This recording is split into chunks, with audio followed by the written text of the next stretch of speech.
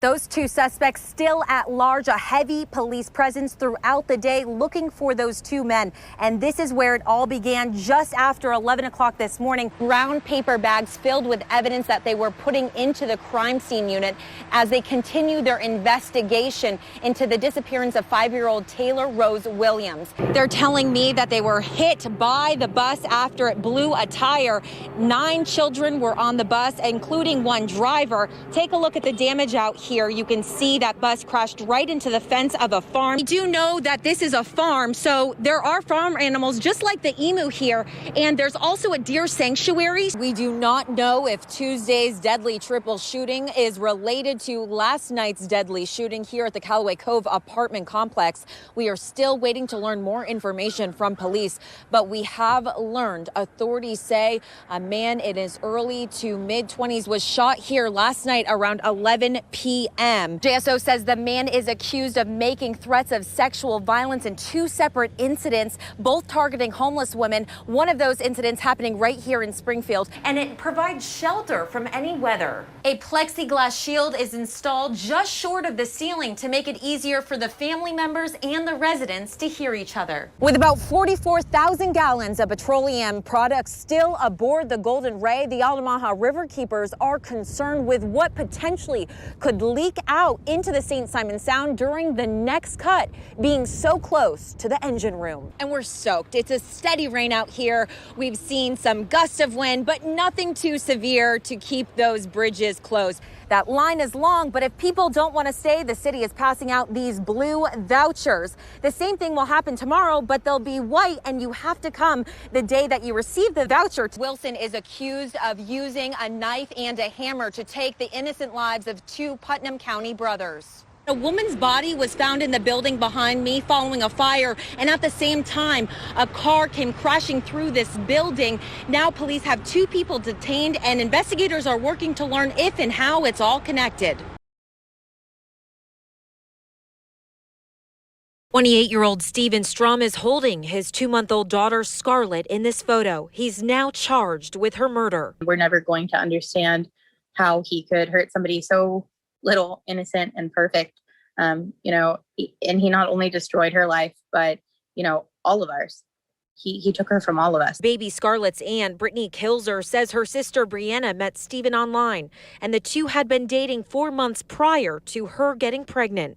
What was that relationship like that Steven had with his daughter Scarlett since she was born in October? As far as myself and my entire family saw, we saw him as being a good dad. I mean, we never saw any questionable behavior. According to a judge's order that denied bond, Strom is accused of throwing his daughter against the wall 4 or 5 times in early December with a great amount of force, then dropped her on her head and failed to call for help.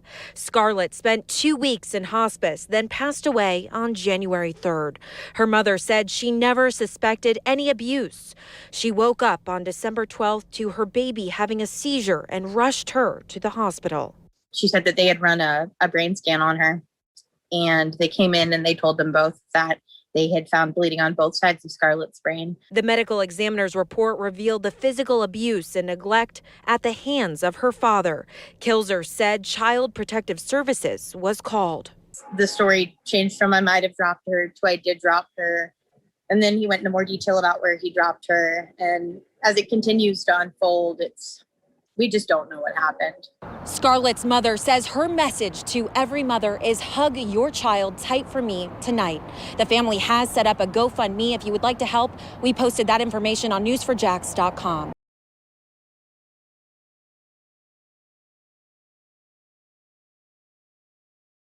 It all started here on Kenite Drive with a fight where 100 people were present that led to the shooting death of a 19-year-old. Now, Larry Told's family and Mad Dads are canvassing the area where it happened, demanding justice.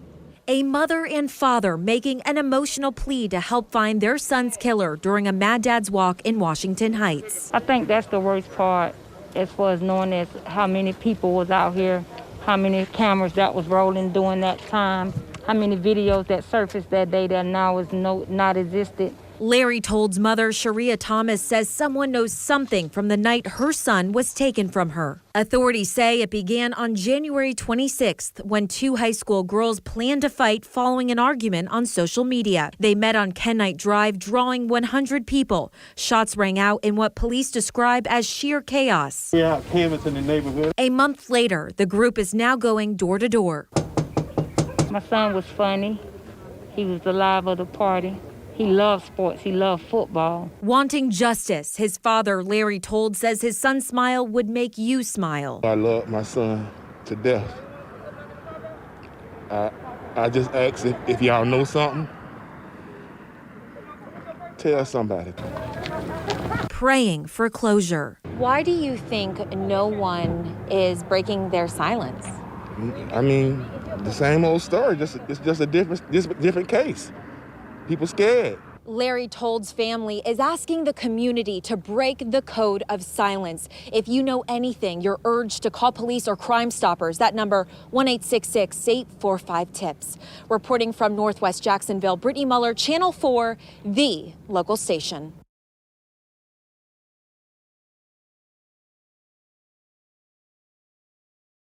Mary and Steve Daniel only live 5 miles apart and hadn't seen each other for 114 days. That's until Mary took a part-time job as a dishwasher at her husband's facility where he lives full-time right behind me. And the job, it's the real deal. The Daniels are finally able to hug each other. This after taking a job as a dishwasher.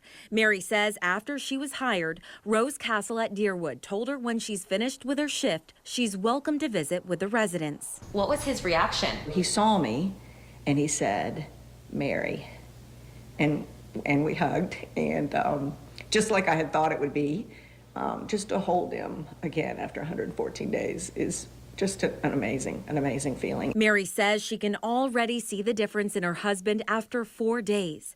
Steve has lost 10 pounds because of the anxiety. Before the pandemic, she saw her husband every single day. He has no understanding of what I have done to get in there. He doesn't get it. And so how do we describe it to him when we don't really understand what's going on? COVID-19 pandemic isolating those in long-term care facilities. Governor Ron DeSantis extending the ban of visitors another 2 months on top of the past 4. But Mary says the threat of loneliness is a far greater danger. Dementia patients need contact. Their brain needs stimulation to keep alive. And when they don't have that stimulation, when they don't have physical touch, their brain just slowly is dying. The window visits were not enough. The pair have been married 24 years. Many people ask Mary, why doesn't she bring Steve home?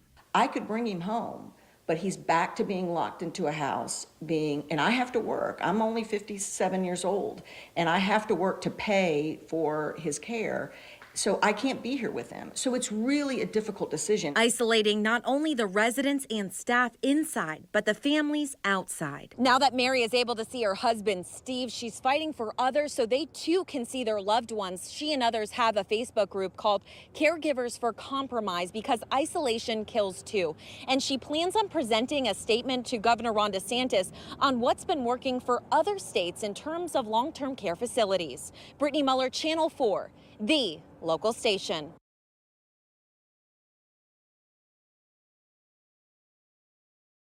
Tom, it was a beautiful, chilling tribute today as a group called the Dreamland Squadron flew over the cemetery this morning in Orange Park, all in honor of Mr. Hansinger because he was not able to have a proper military service.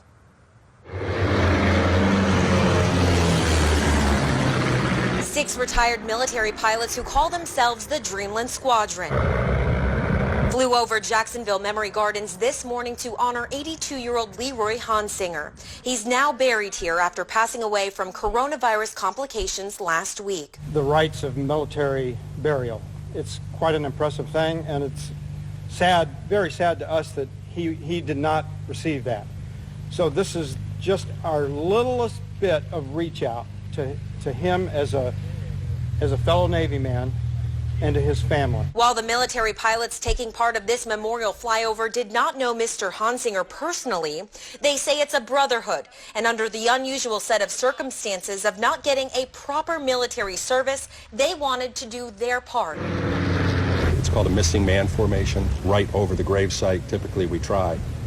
He will pull up and away, signifying that that's the person who's no longer with us. And now you have a flight that is missing somebody. Hansinger's obituary says the veteran entered the Navy at the age of 17, where he served many tours, participated in a naval blockade, and retired a petty officer first-class ordnanceman. Hansinger was awarded the National Defense Service Medal and 5 Good Conduct Awards for service, which then led to a 21-year career with CSX Transportation. One of the great things about what we're doing is we all have this passion for flying, and we have found a way to make a difference in other people's lives. To say thank you. You know, I know where you've been, I've known what you've done, and this is a small thing I can say thank you for.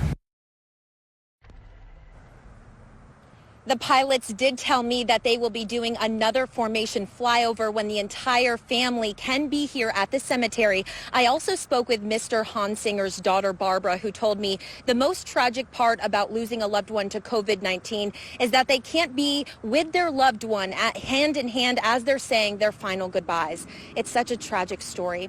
Reporting live tonight from Orange Park, Brittany Muller, Channel 4, the local station.